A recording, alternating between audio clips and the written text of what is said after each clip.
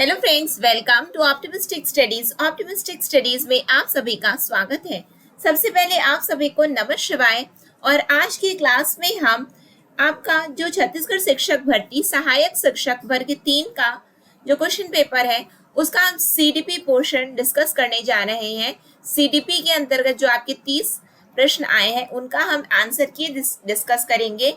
ये model answer की है, संभावित उत्तर है, ये व्यापम के द्वारा उत्तर जारी नहीं किया गया है। तो जब व्यापम के द्वारा आंसर की जारी किया जाएगा तो उसके बारे में भी आप लोगों को डिटेल्ड वीडियो के माध्यम से पता चल जाएगा।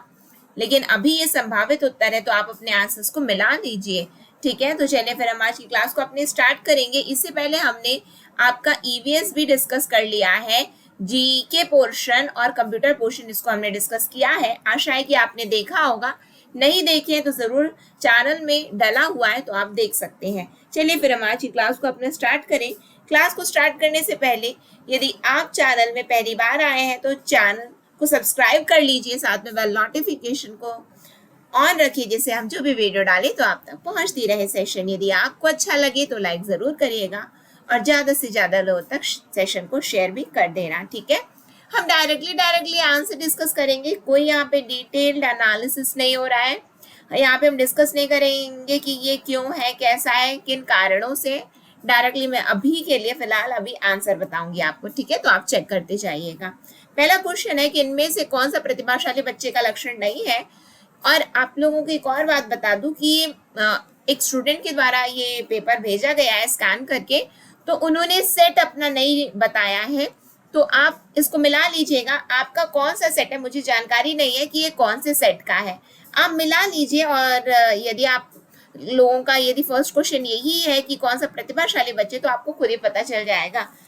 ठीक है, तो चलिए फिर अदरवाइज आप अपने क्वेश्चंस को मिला लीजिएगा। चलिए स्टार्ट करते हैं सेशन को। इनमें से कौन सा प्रतिभाशाली बच्चे का लक्षण नहीं है, तो ऑप्शन नंबर सी बिल्कुल करेक्ट है।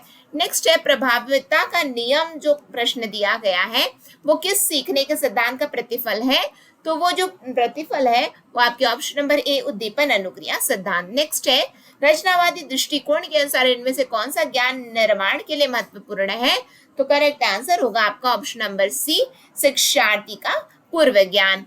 लेव वाइगोत्स्की के अनुसार निम्न में से किसके लिए समीपस्थ विकास के क्षेत्र का उपयोग करना चाहिए, तो क्वेश्चन नंबर 4 का करेक्ट आंसर है शिक्षण और मूल्यांकन में। शिक्षा का अधिकार अधिनियम 2009 के अनुसार एक विशेष कक्षा में बच्चों का नामांकन किसके आधार पर प्रस्तावित किया गया है, तो बच्चे की आयु के अनुसार, यानी कि ऑप्शन नंबर बी बिल्कुल करेक्ट है।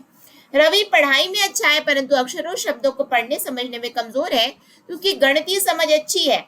रवि निम्नलिखित में से किस विकार से ग्रसित है, तो वो डिसलेक्सिया से, क्योंकि उसको पढ़ने संबंधी अक्षमता है। ठीक, नेक्स्ट है विचार मंथन विधि के प्रयोग से शिक्षक बच्चों में निम्नलिखित में से किसका विकास करता है, तो वो रचनात्मकता क्रिएटिविटी का विकास करता है। ऑप्शन नंबर सी करेक्ट है। निम्नलिखित में से कौन सी बच्चों के लिए सीखने की प्रक्रिया नहीं है, तो जो बच्चों के लिए सीखने की प्रक्रिया नहीं है वो परिपक्वता मैच्योरिटी नहीं है। इनमें से कौन सा कथन सत्य है, मनुष्य के विकास के संबंध में सर्वाधिक उपयुक्त है, तो विकास के संबंध में जो सर्वाधिक उपयुक्त है वो ये है कि विकास में गुणात्मक और मात्रात्मक दोनों प्रक्रियाएं हैं, यानी कि ऑप्शन नंबर सी बिल्कुल करेक्ट है हमारा। ठीक है, नेक्स्ट क्वेश्चन में हम आएंगे। नेक्स्ट क्वेश्चन है इवान पाब्लो द्वारा प्रतिपादित शास्त्रीय अनुबंधन सिद्धांत अधिगम को निम्न के द्वारा स्पष्ट करता है, तो एसोसिएशन यानी कि साहचर्य आता है। लर्निंग बाय एसोसिएशन की बात पाब्लो ने की है क्लासिकल कंडीशनिंग थ्योरी में। निम्नलिखित में से कौन सा कथन व्यक्ति के विकास की प्रक्रिया के बारे में सही नहीं है, तो जो विकास की प्रक्रिया के बारे में सही नहीं है वो ऑप्शन नंबर डी है कि व्यक्तिगत विकास केवल वातावरणीय कारकों पर आधारित है, तो ये बात बिल्कुल गलत है। नेक्स्ट है शिक्षा का अधिकार अधिनियम 2009 की कौन सी धारा शिक्षक के कर्तव्य से संबंधित है, तो धारा 24 यानी कि ऑप्शन नंबर सी बिल्कुल करेक्ट है। नेक्स्ट क्वेश्चन में आ जाइए। लॉरेंस कोलबर्ग के अनुसार नैतिक विकास की कौन सी अवस्था जिसमें लोग सामाजिक मानदंडों के अनुसार व्यवहार करते हैं को कहा गया है, तो यहाँ पे जो आपका करेक्ट आंसर निकल करके आएगा वो है ऑप्शन नंबर बी नैतिकता का परंपरागत यानी कि conventional level of morality. Next है राष्ट्रीय शिक्षा नीति 2020 में तैयारी कक्षा या बाल वाटिका की स्थापना प्रस्तावित है, तो बाल वाटिका के लिए बच्चे की आयु सीमा क्या है? 5 वर्ष की आयु से पहले, यानी कि option number B. Next question, निम्नलिखित में से कौन सी समाजीकरण करने की प्रमुख अभिकरण एजेंसी है? तो यहाँ पे ऑप्शन नंबर सी सही है, ए 1 2 3 4। ठीक है।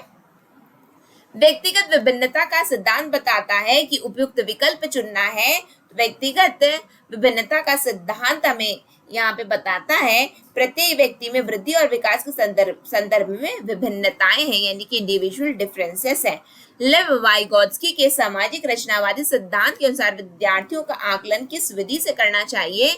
तो विद्यार्थियों का आकलन जिस विधि से करना चाहिए उसको हम कहते हैं सहयोगात्मक परियोजनाएं, कोलैबोरेटिव प्रोजेक्ट। ठीक। नेक्स्ट क्वेश्चन, शिक्षण मुख्य रूप से डैश के द्वारा किया जाना चाहिए?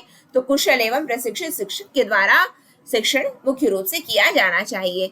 एक शिक्षिका अपने विद्यार्थियों को समूहों में बांटती है और समूह चर्चा, समूह परियोजना, समूह कार्य जैसी गतिविधियां संचालित करती है।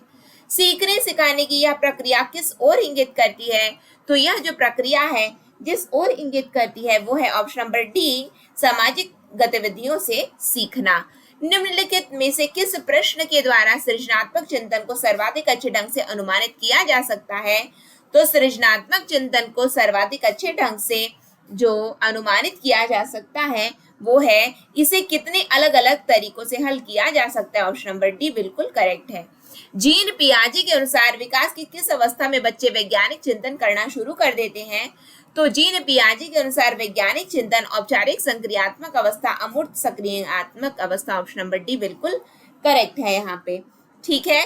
नेक्स्ट क्वेश्चन में आ जाते हैं हम लोग। नेक्स्ट है, निम्नलिखित में से कौन सा विकल्प जीन पियाजे द्वारा प्रदत्त पूर्व संक्रियात्मक अवस्था की विशेषता को दर्शाता है? तो अहम केंद्रित विचार, यानी कि ऑप्शन नंबर ए बिल्कुल करेक्ट है, थॉट्स ऑफ इकोसेंट्रिक। नेक्स्ट में आ जाइए, शिक्षा से मेरा अभिप्राय बच्चे और मनुष्य के शरीर, मन और आत्मा के सर्वोन्मुखी विकास से है। तो शिक्षा की यह परिभाषा किसने दी है? तो बॉडी, माइंड और स्पिरिट की बात की गई है। तो ये डेफिनेशन महात्मा गांधी जी ने दिया है, यानी कि ऑप्शन नंबर डी बिल्कुल करेक्ट है। पूर्व अनुभव के आधार पर संवेदना को अर्थ प्रदान करना कहलाता है। तो संवेदना को अर्थ प्रदान करना कहलाता है प्रत्यक्ष ज्ञान, परसेप्शन, यानी कि ऑप्शन नंबर डी करेक्ट है। एनसीएफ 2005 विभिन्न विषयों के अलावा और यहाँ पे अच्छे दिख नहीं रहा है, पाठ्यचर्या क्षेत्रों को भी महत्व देता है। तो करेक्ट आंसर है आपका ऑप्शन नंबर डी, यानी कि 1 2 3 4। ठीक है। नेक्स्ट में आओ, शिक्षा नीति 2020 के अनुसार बच्चे के मस्तिष्क का कितने प्रतिशत विकास 6 वर्ष की आयु से पूर्व हो जाता है?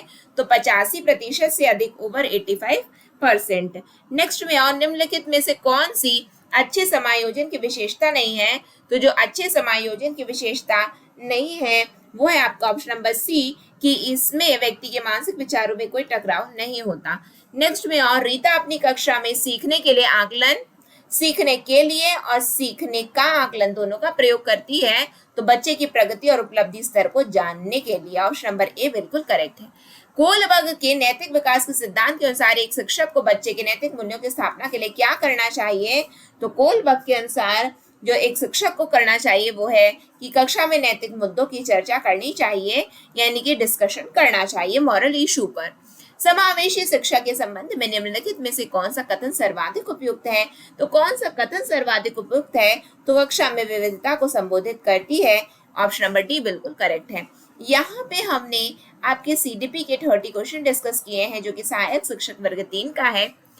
आशा है कि आप लोगों ने बना लिया होगा, और यदि आपका थोड़ा बहुत जो टेंशन लेवल है कम हुआ है तो सेशन को शेयर कर दीजिए और औरों का भी टेंशन लेवल थोड़ा कम कर दीजिए कि वो भी अपने आंसर्स मिला सके। और इसी के साथ में आज की क्लास को मैं एंड करूंगी। नेक्स्ट सेशन में हम इंग्लिश का डिस्कस करेंगे, इंग्लिश के आंसर की डिस्कस करेंगे हम लोग। ठीक है, नेक्स्ट सेशन में मिलते हैं। तब तक के लिए आप सभी को नमः शिवाय। नेक्स्ट सेशन तक के लिए optimistic learning. Thank you for the session. जय हिंद, जय भारत, जय छत्तीसगढ़।